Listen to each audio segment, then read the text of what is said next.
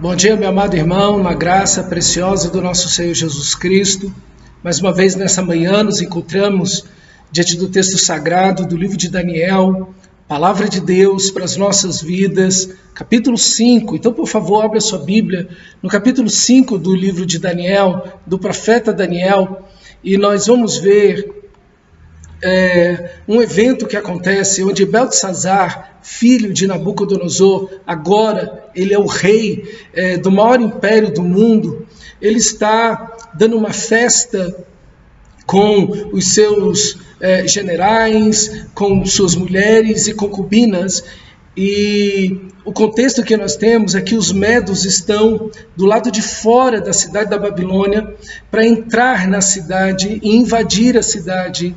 Mas o orgulho de Beltesazar é tão grande que ele está comendo, ele está dando uma festa, menosprezando assim o poderio, a força do exército dos medos, e dizendo: olha, vocês jamais vão entrar aqui. E então ele passa a dar um banquete, e todos ali com uma grande festa, obviamente todo mundo há vários dias já comendo e bebendo, embriagados.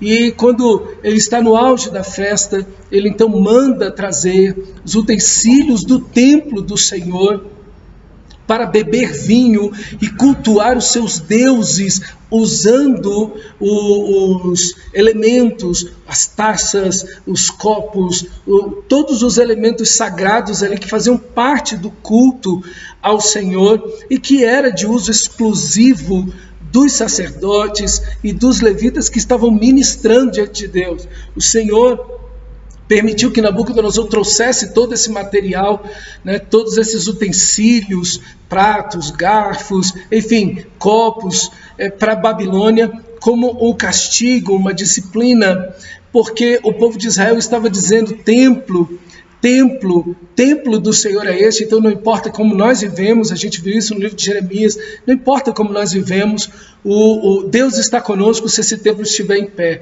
E não é verdade. Deus, ele está comprometido com a sua santidade, ele está comprometido com a aliança, e não com uma estrutura física e com um comportamento de alguém que se diz um povo de Deus, mas está vivendo na imoralidade, na idolatria. Então Deus, como castigo, como disciplina, permite Nabucodonosor levar aquilo tudo então para a Babilônia. E nesse momento, no lugar de Beltesazar se humilhar diante do Senhor, ele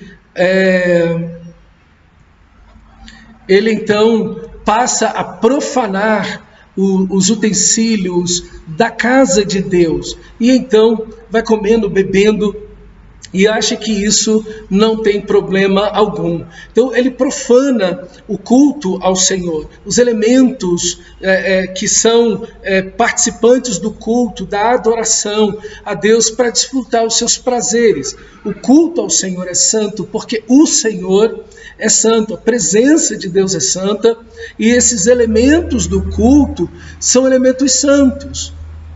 Profanar o culto é desdenhar de Deus, e era justamente isso que Beltesazar estava fazendo. Estava mofando de Deus, estava desrespeitando a glória, a soberania, o poder, a santidade de Deus, estava pisoteando o que é santo, o que é sagrado, e tratando aqueles elementos que são do culto ao Senhor, aqueles elementos que estavam apenas no aspecto do sagrado, isso é, estavam consagrados ao Senhor, eles seriam de uso restrito, específico, para o culto ao Senhor, isso é, para aquilo que é sagrado. Ele simplesmente usou para profanar e desafiar o Senhor. E ninguém pense que pode desafiar o Senhor e que isso não vai ter um preço. E de fato teve um preço.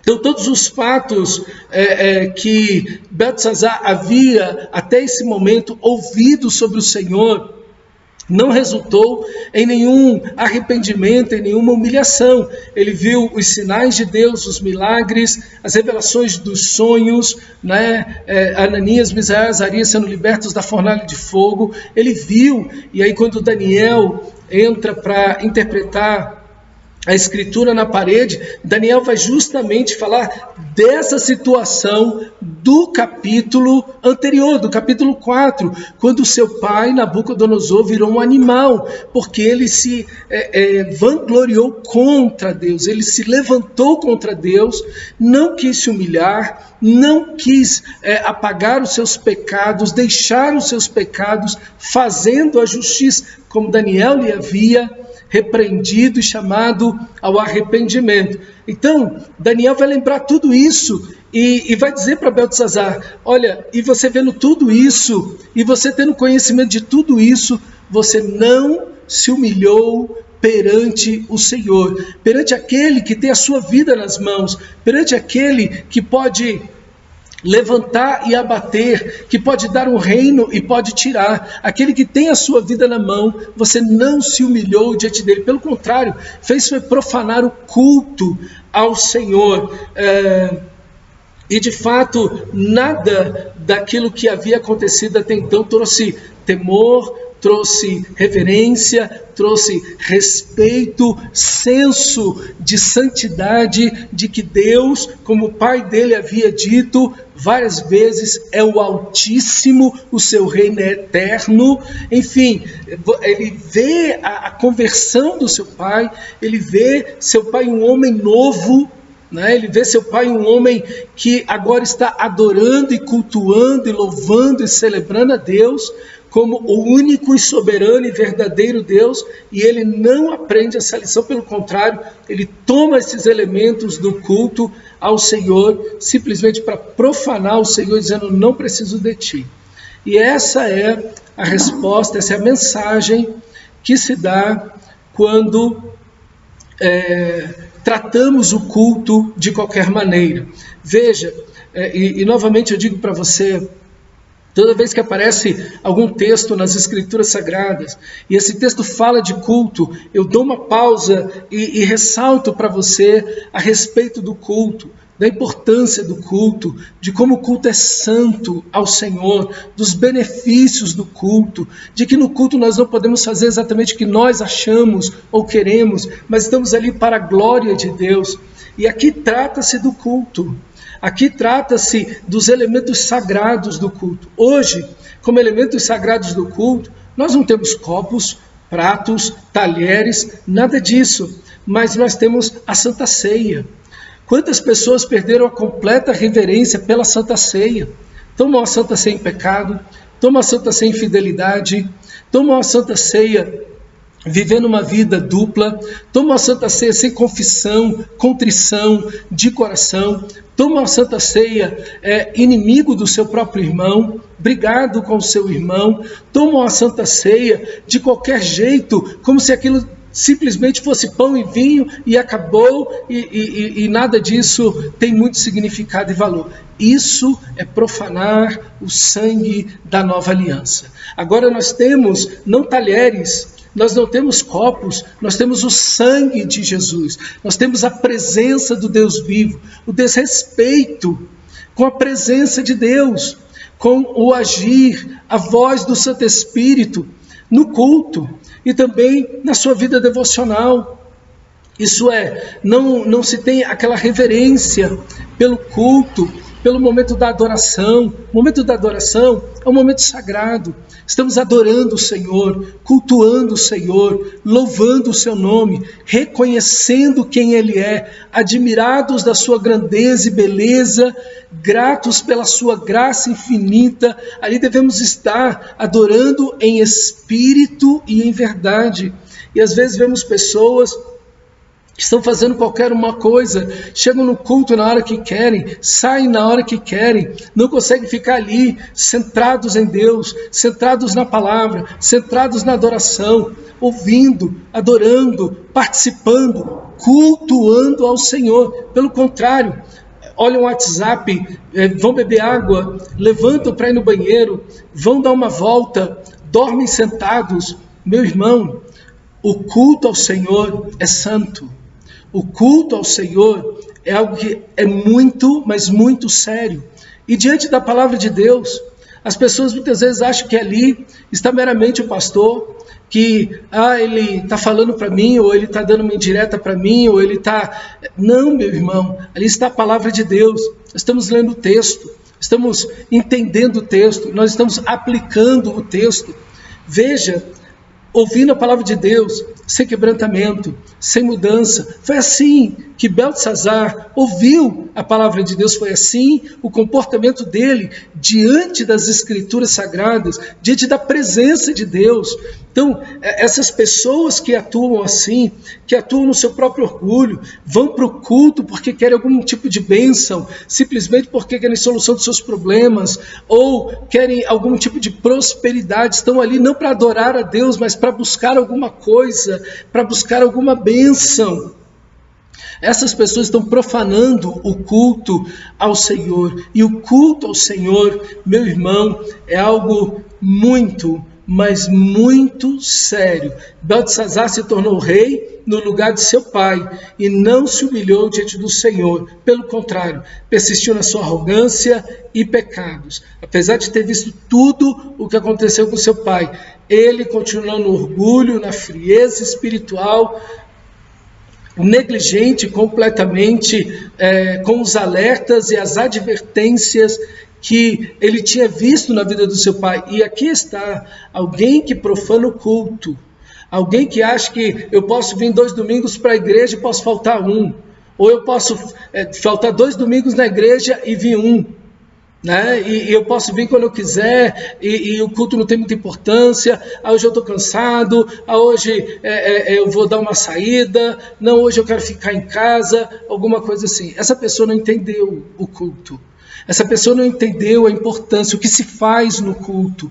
Essa pessoa não tem noção alguma do que é o culto. Ela não entende que Deus está ali onde estiverem 2 ou 3 reunidos em meu nome. Eu estou ali. Cristo se faz presente pelo seu Espírito no culto que prestamos a Ele. Ele está ali, Ele está observando, Ele está vendo, Ele está aceitando ou não as nossas vidas, o que cantamos, o nosso comportamento, a nossa vida durante a semana, os nossos dízimos e ofertas, a maneira como nós nos comportamos e aceitamos a palavra de Deus. Deus está ali olhando, observando todas essas coisas e aceitando ou não, como acontece no texto sagrado com Caim e Abel, com o próprio Noé, que Deus aceitou a oferta de Noé. Nós vamos vendo, queridos, como é importante a questão do culto, como diante de Deus somos aceitos ou não. Então não podemos nos comportar de qualquer maneira. Você não se comportaria de qualquer maneira, por exemplo, diante do governador de Brasília ou do presidente da República. Como você pode estar na presença do Deus vivo, do Deus Todo-Poderoso, aquele que criou os céus e a terra e governa todas as coisas, e como é que você acha que pode se comportar de qualquer maneira? Como é que você pode simplesmente relativizar o culto? Achar que o culto é churrasco, eu posso chegar a qualquer hora e sair a qualquer hora, eu posso ir ou não? Isso é um desrespeito total à pessoa de Deus. Você não está desrespeitando outra pessoa, a não ser a pessoa de Deus. É a Deus que você está desrespeitando. Como é que você pode querer a bênção de Deus se você o desrespeita, se você o despreza, se você o menospreza? E o culto na sua casa, no seu devocional, quando você está ali, onde você deveria estar com o coração contrito, quebrantado, colocando a sua vida diante do Senhor, lendo a sua palavra, meditando. Irmãos, isso é muito sério. E isso é tão sério que existem alertas na Bíblia a respeito disso. Existem alertas na Bíblia sobre esse comportamento errado no culto. Tenho, todavia, contra ti algumas coisas, pois tem Isaías que sustentam a doutrina de Balaão, o qual ensina Balaque a armar cilada diante dos filhos de Israel, para comerem coisas sacrificadas aos ídolos e praticarem a prostituição. Apocalipse 2,14. Veja, a ação pecaminosa dessa igreja traz suas consequências terríveis sobre eles, e eles estão profanando o culto. eles estão recebendo ensinos errados, eles estão se inclinando à idolatria, eles estão se inclinando à imoralidade, e isso no culto. Então, as pessoas não podem achar que estão fazendo isso não tem nenhum valor ou significado. Estão profanando o próprio Deus. Depois, o capítulo 2 de Apocalipse, versículo 20, tenho, porém, contra ti o tolerares esta mulher Jezabel, que a si mesmo se declara profetiza, não somente ensine, mas ainda seduz os meus servos a praticarem a prostituição e a comerem coisas sacrificadas a ídolos. Dê-lhe tempo para que se arrependesse, ela todavia não quer se arrepender da sua prostituição. Matarei seus filhos, e todas as igrejas conhecerão que eu sou aquele que sonda mentes e corações, e vos darei a cada um segundo as vossas obras.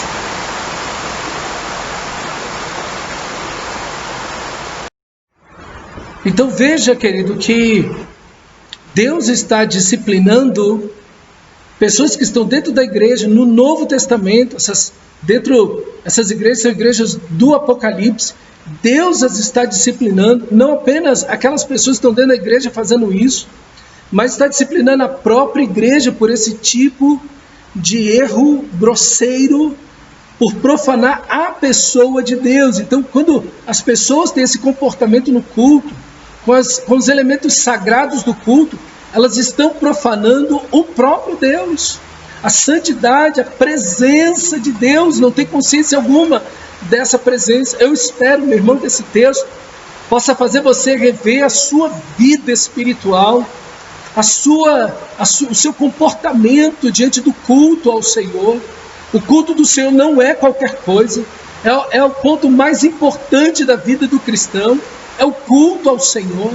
No culto ao Senhor nós vamos entender muito quem somos, o nosso comportamento, ali se manifesta a nossa vida pessoal, a nossa vida particular, ali se revela muito de como foi a nossa semana, como está a nossa vida de oração, de leitura da palavra. Então o culto ele é extremamente revelador, e Deus está olhando, por exemplo, como no livro de Jó estava ali sacrificando a Deus, e Deus estava olhando o culto.